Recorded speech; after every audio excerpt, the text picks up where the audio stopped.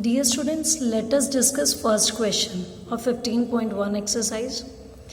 In a cricket match, a batswoman hits a boundary. Now it is not sure whether she will hit or not.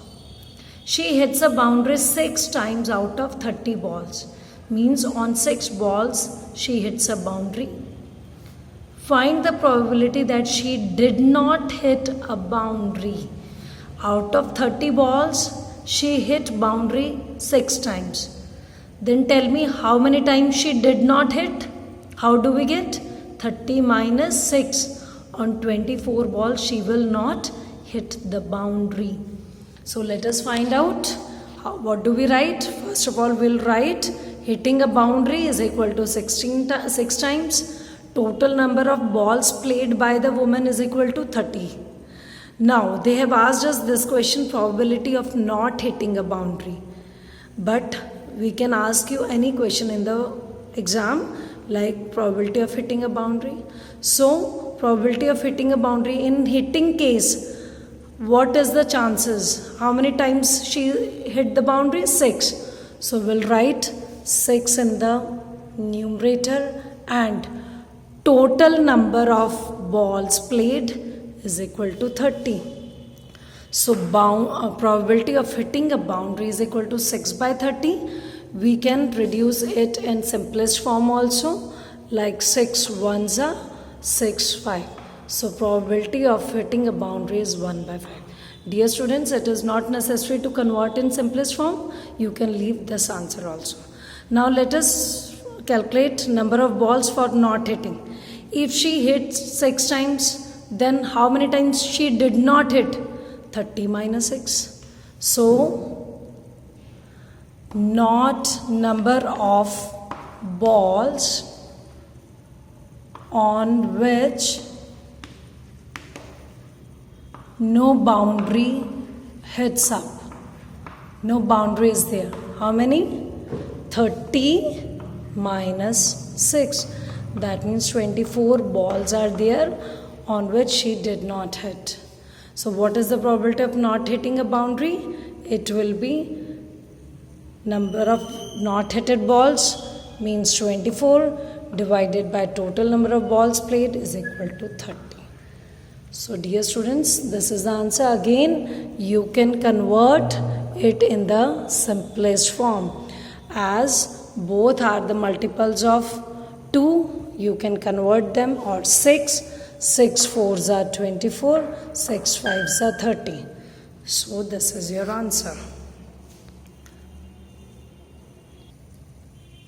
Dear students, now question number 2. 1500 families with 2 children were selected randomly. Means there is a survey on 1500 families. Total families 1500. And the following data were recorded. Number of girls in a family and number of families. So how many families are there which are having 2 girls? 475 families are there. How many families are there having 814 girls? 1 girl. 814 families are there. How many families are there in which no girl is there? That means might be the boys are there. So there are 211 families in which no girl is there. Right? Now compute the probability of family chosen at random having 2 girls. So for 2 girls, we have to find out the probability of family. So dear students, we will use family column to write the probability, because they are asking probability of family. So for 2 girls, how many families are there? 475. And total 1500. So answer is 475 by 15. So how do we write? First of all, we will write total number of families 1500.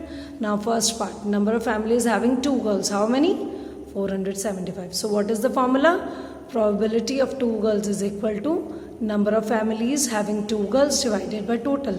Jitni families mein 2 girls hain wo numerator and total families denominator. So answer will be 475 divided by 1500. You can convert it into the simplest form. Similarly, second, probability of one girl. So how many families are there having one girl? 814 families are there. So we'll write 814 divided by 1500. Similarly, you can calculate the third part, probability of no girl. That is 211 divided by 1500. Now second part is also check whether the sum of these probabilities is 1. So we will add all the three answers and we will check whether the answer is 1 or not. So dear students, probability of no girl is 211 divided by 1500.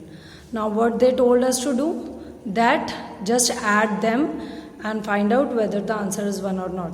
So this is the probability of 2 girls plus the probability of 1 girl plus the probability of no girl. Fractions are there.